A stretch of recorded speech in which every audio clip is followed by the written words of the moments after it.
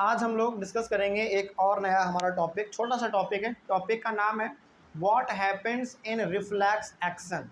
यानी कि ये टॉपिक अपने आप में क्वेश्चन भी बन गया है, क्योंकि लास्ट में क्वेश्चन मार्क लगा हुआ है। क्वेश्चन है हमारा, बेसिकली टॉपिक है, टॉपिक हमारा क्वेश्चन के रूप में कन्वर्ट हो गया है।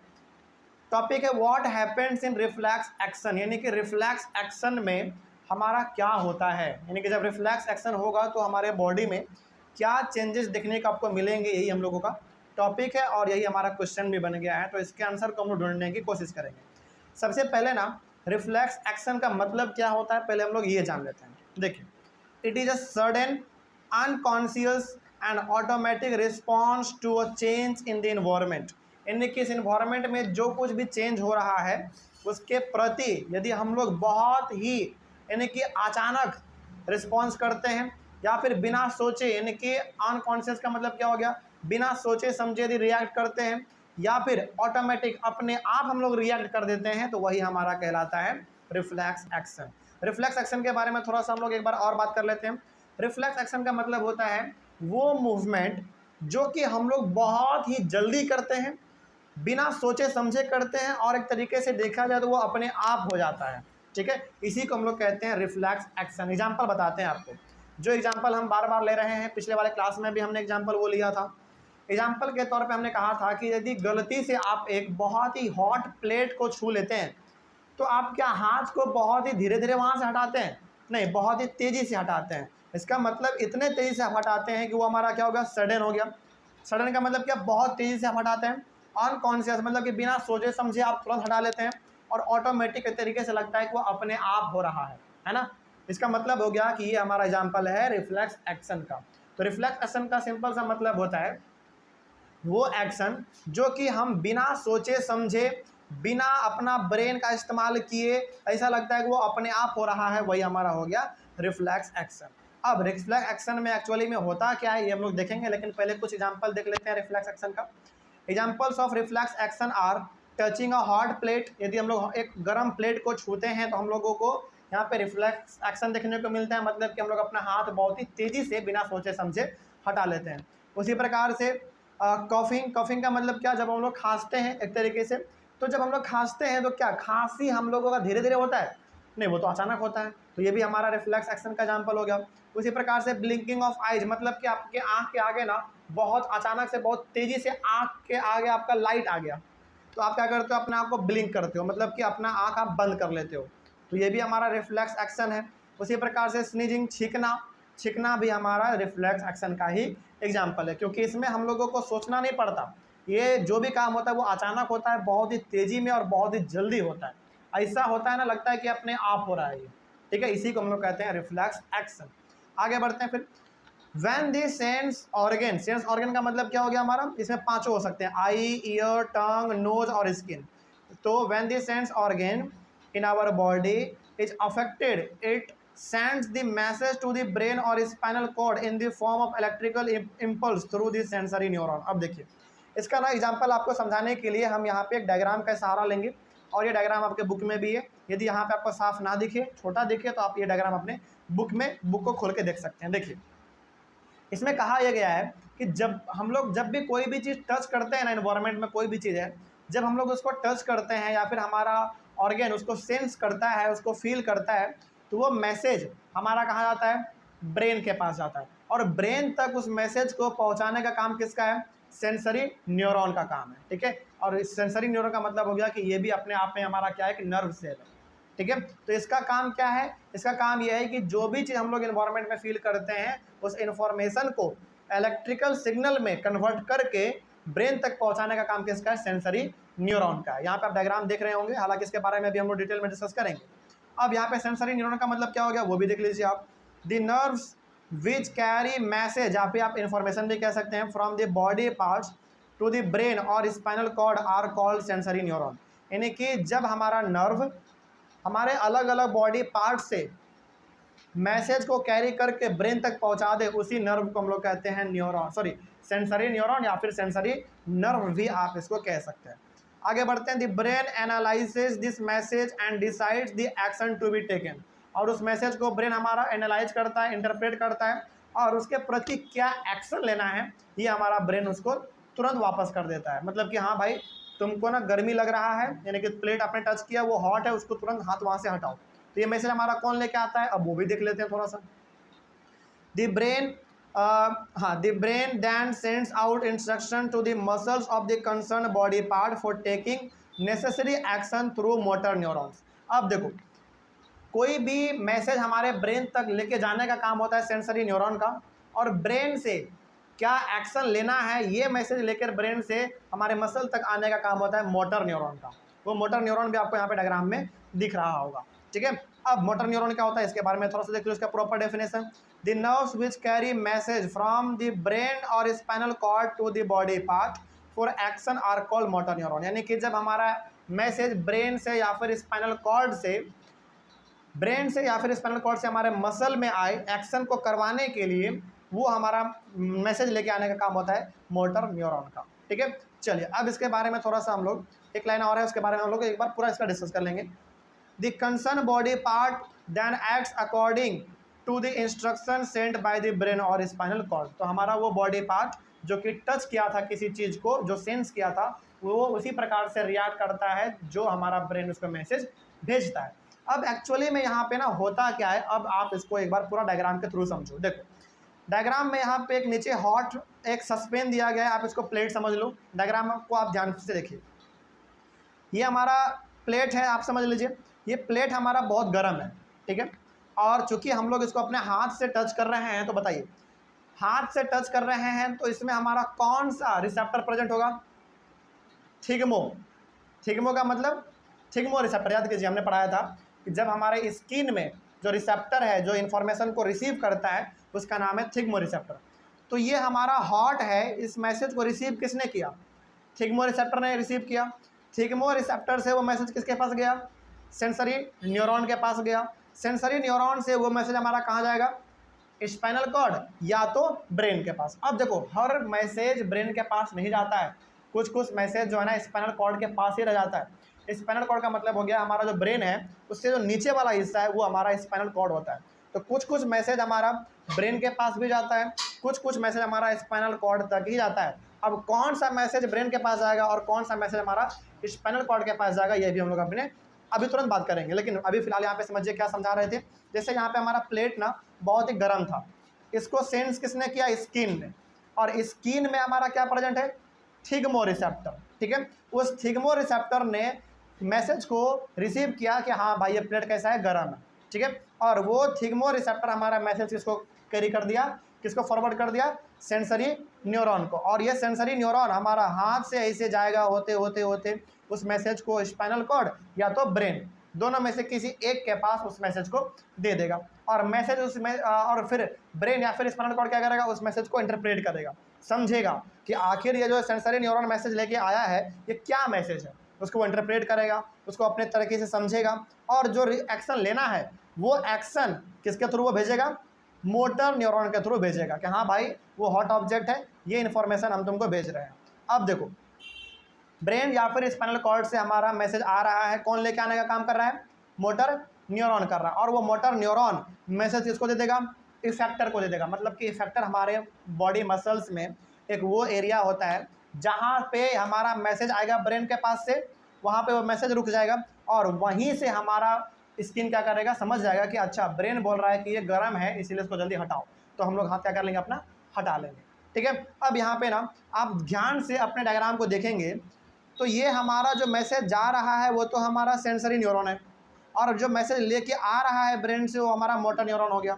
इन दोनों के बीच में ना एक छोटा सा रास्ता है, इन दोनों के बीच में एक छोटा सा रास्ता है, और उस रास्ते को हम लोग कहते हैं रिले न्यूरॉन।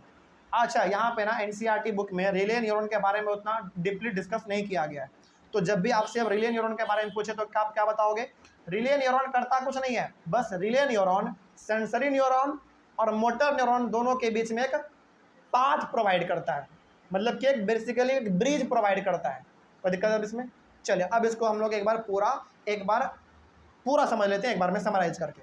ध्यान से समझिएगा, ये चीज़ ना पढ़ने से ज़्यादा आपको समझने में आना चाहिए। मतलब कि जो बुक में लिखा गया है वो तो आप पढ़ ही लेंगे, नोट्स में जो लिखा गया वो तो आप पढ़ लेंगे, लेकिन पढ़ने से ज़्यादा इंपॉर्टेंट है कि आप डायग्राम को देख के पूरा पॉइंट याद करने की कोशिश कीजिए, ये ज़्यादा इंपॉर्टेंट होगा आपके लिए, ठीक है। देखिए यहाँ पे बताया जा रहा है कि हमारा ये हॉट, अच्छा बताइए, ये प्लेट हमारा हॉट है, तो यहाँ पे हमारा स्टिमुली कौन हुआ, प्लेट या हाथ? प्लेट हुआ, क्योंकि इन्वायरमेंट में जो घटना घट रहा होता है उसी को हम लोग कहते हैं स्टिमुली। तो यहाँ पे हमारा क्या घटना घट रहा है, प्लेट भैया, प्लेट, क्योंकि प्लेट हमारा हॉट है, गर्म है। तो जब हमने इस प्लेट को टच किया, स्किन से टच किया, और स्किन में हमारा कौन रिसेप्टर प्रेजेंट है, थिग्मो रिसेप्टर, और उस थिग्मो रिसेप्टर ने इस हॉट प्लेट, ये हमारा हॉट प्लेट गर्म है, इस मैसेज को उन्होंने कैरी किया। किसने? थिग्मो रिसेप्टर ने।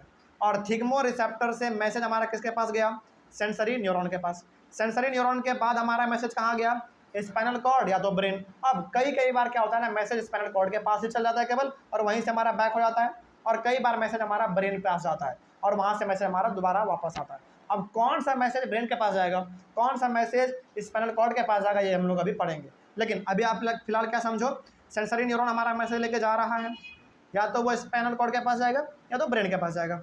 वहाँ से क्या डिसीजन लेना है, वो मैसेज कौन लेके आ रहा है, मोटर न्यूरॉन लेके आ रहा है। और मोटर न्यूरॉन वो मैसेज किसको दे देगा, इफेक्टर को दे देगा। वो भी कहाँ होता है हमारा, मसल से, मसल में यानी कि आर्म में होता है, हमारा जो बाँ है वहीं पे होगा। और यही इफेक्टर हमारा क्या करेगा, उस मैसेज को इंटरप्रेट करके हाथ हटाना है कि नहीं हटाना है, वो ऐसा हमको बता देगा। बात समझ आ रही है? और सेंसरी न्यूरॉन और मोटर न्यूरॉन के बीच में जो एक रास्ता प्रोवाइड हमारा करता है, जो एक ब्रिज प्रोवाइड करता है, वो हमारा है रिले न्यूरॉन। ठीक है। अच्छा एक बात बताइए, जब हम लोग कोई भी हॉट ऑब्जेक्ट को टच करते हैं तो हमारा हाथ जल्दी हट जाता है वहाँ से, यानी कि हम लोग बिना सोचे समझे हाथ हटा लेते हैं। और जब कोई भी ठंडे चीज़ों को टच करते हैं तो क्या जल्दी हाथ हटाते हैं क्या? नहीं हटाते हैं। इसका मतलब कि हमारा ब्रेन उसको समझ रहा है कि ये गर्म नहीं है, मतलब कि हमारे बॉडी के लिए उतना हानिकारक नहीं है, तो आप कुछ देर वहाँ पे हाथ रख भी दोगे ना, कोई दिक्कत नहीं होगा। तो ब्रेन का और यहाँ पे स्पाइनल कॉर्ड का हमारा बहुत ही बड़ा रोल है। ठीक है। अब यहाँ पे पढ़ते हैं कि आखिर कौन सा मैसेज हमारा ब्रेन के पास जाएगा और कौन सा मैसेज हमारा केवल स्पाइनल कॉर्ड के पास जाएगा। ये भी बहुत इंपॉर्टेंट टॉपिक था।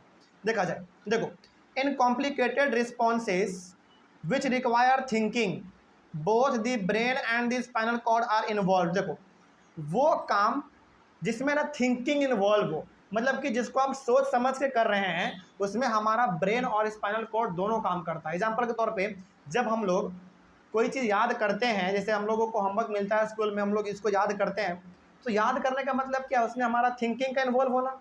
तो जब हम लोग कोई वैसा काम करते हैं जिसमें थिंकिंग इन्वॉल्व हो, जो कि थोड़ा सा कॉम्प्लिकेटेड काम हो, उसमें हमारा ब्रेन और स्पाइनल कॉर्ड दोनों मिलकर काम करता है, क्योंकि वो बहुत ही हैवी टास्क है।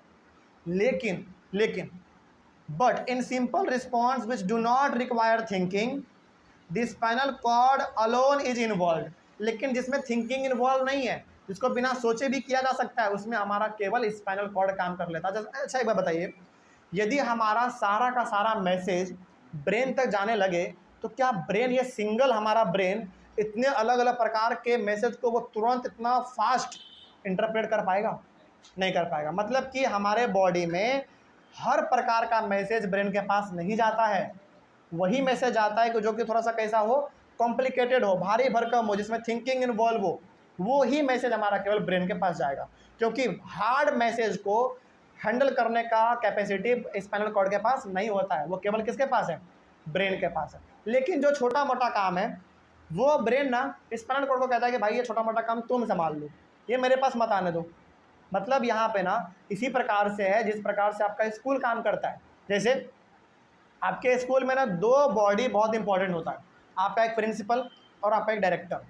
ठीक है। जैसे मान लीजिए कि क्लास में क्या हुआ ना, दो बच्चे आपस में लड़ाई कर लिए और दोनों दूसरे के सर को फोड़ दिया, मान लीजिए ब्लीडिंग हो गया। एग्जाम्पल के तौर पर बता रहे हैं, मतलब कि दोनों लड़के ने बहुत भयंकर लड़ाई किया और दोनों ने एक दूसरे के सर को फोड़ दिया। ठीक है। मतलब कि अपने हेड को उन्होंने ब्लीडिंग कर दिया, खून निकल रहा है बहुत तेज़ी से। ये इतना छोटा मामला है कि इसको ना आपके स्कूल का प्रिंसिपल ही हैंडल कर लेगा। मतलब कि आपके प्रिंसिपल ही हैंडल कर लेगा कि क्या सज़ा बच्चों को देना है, क्या अगला एक्शन लेना है। लेकिन मान लीजिए कि आपके स्कूल को ये नोटिस आया, आपके प्रिंसिपल को ये नोटिस आया कि आपके स्कूल को तोड़ा जाएगा, नगर निगम के द्वारा तोड़ा जाएगा। मतलब कि ये जो आपने स्कूल बनाया है ये गलत जगह पे बनाया है। तो बताओ, क्या इस प्रकार के एक्शन को आपका प्रिंसिपल हैंडल कर पाएगा? नहीं कर पाएगा। फिर ये मैसेज किसके पास जाएगा? डायरेक्टर के पास, क्योंकि स्कूल का मालिक तो वही है। वही बात यहाँ पे भी है। तो ब्रेन कहता है स्पाइनल कॉर्ड को कि भाई जो छोटा मोटा काम आए ना, जिसमें कि थिंकिंग विंकिंग इन्वॉल्व ना हो वो तुम कर लो अपना, लेकिन जिसमें थिंकिंग इन्वॉल्व हो, जो तुम्हारे बस का ना हो, वो हमारे पास भेज दो। अब बात समझ आया? तो बताइए यहाँ पे एग्जांपल जो हमने लिया ये हॉट प्लेट का, इसमें तो हम लोग बहुत तेज़ी से अपना हाथ हटाते हैं, क्या इसमें थिंकिंग इन्वॉल्व है? नहीं। तो बताइए ये काम हमारा, यानी कि मैसेज किसके पास जाएगा, ब्रेन के पास या स्पाइनल कॉर्ड के पास? स्पाइनल कॉर्ड के पास। मतलब कि जिसमें हम लोगों को बहुत तेज़ी से रिस्पॉन्स करना पड़ता है, बहुत तेज़ी से रिएक्ट करना है बिना सोचे समझे, जिसमें कि थिंकिंग इन्वॉल्व ना हो, वो हमारा काम स्पाइनल कॉर्ड ही कर देगा। कोई दिक्कत है इसमें? तो यहाँ पे आपसे पूछा जाएगा कि रिफ्लेक्स एक्शन में किसका इन्वॉल्वमेंट होता है, ब्रेन का या स्पाइनल कॉर्ड का? जवाब क्या होगा? Spinal cord. कोई डाउट है इसमें? चलो तो ये टॉपिक हमारा यहाँ पे कंप्लीटली खत्म। अच्छा एक बात और है, spinal cord is made up of nerves. Spinal cord जो है ना वो बेसिकली नर्व से मिलके ही बना होता है। देखो नर्व कहाँ पे है हमारा, ये जो मेन हमारा ब्रेन है, ब्रेन से नीचे वाला हिस्सा हमारा क्या कहलाता है, स्पाइनल कॉर्ड, यानी कि जो गर्दन वाला हिस्सा है पीछे वाला, वो हमारा स्पाइनल कॉर्ड कहलाता है। और स्पाइनल कॉर्ड भी अलग अलग प्रकार के नर्व सेल से मिलकर बने हुए हैं, क्योंकि आखिरकार सारे बॉडी से मैसेज कहाँ पे आना है, या तो स्पाइनल कॉर्ड पे या तो ब्रेन के पास। ठीक है, इसीलिए हर एक नर्व सेल हमारा स्पाइनल कॉर्ड से जुड़ा हुआ है, और स्पाइनल कॉर्ड का सारा नर्व सेल किससे जुड़ा हुआ है, ब्रेन से जुड़ा हुआ है। ओके, आगे बढ़ते हैं फिर।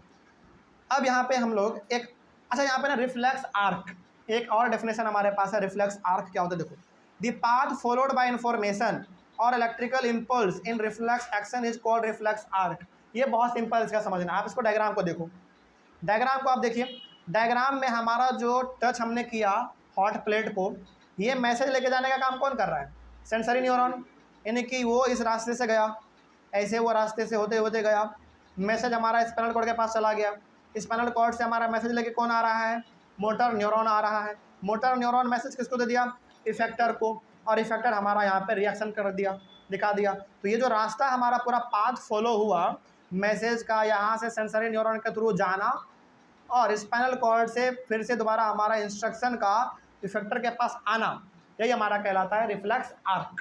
तो रिफ्लेक्स आर्क हमारा कुछ नहीं है, बस रिफ्लेक्स एक्शन में जो हमारा इन्फॉर्मेशन का जो रास्ता है, इन्फॉर्मेशन जाना और उधर से इंस्ट्रक्शन को लेके आना कि भाई क्या रिएक्शन करना है क्या नहीं करना है, यही हमारा कहलाता है रिफ्लेक्स आर्क। और इसमें कोई बड़ा बात नहीं है। बहुत सारे बच्चे ना रिफ्लेक्स आर्क को बहुत बड़ा चीज़ समझते हैं, नहीं कुछ नहीं है। जिस रास्ते से हमारा इन्फॉर्मेशन गया और जिस रास्ते से हमारा इंस्ट्रक्शन आ रहा है स्पाइनल कॉर्ड से कि आपको हाथ हटाना है कि नहीं हटाना है, इसी रास्ते को हम लोग कह देते हैं रिफ्लेक्स आर्क। ठीक है, हालांकि इसका एग्जाम्पल तो आप यहाँ पे देख ही चुके हैं, लेकिन फिर भी यहाँ पे एक एग्जाम्पल हमने दोबारा लिख दिया है, वही एग्जाम्पल है बस। ठीक है, एग्जाम्पल है, एग्जाम्पल ऑफ रिफ्लेक्स एक्शन वही एग्जाम्पल है जो हमने लिखा है, बस एक बार इसको हम लोग डिस्कस कर लेते हैं।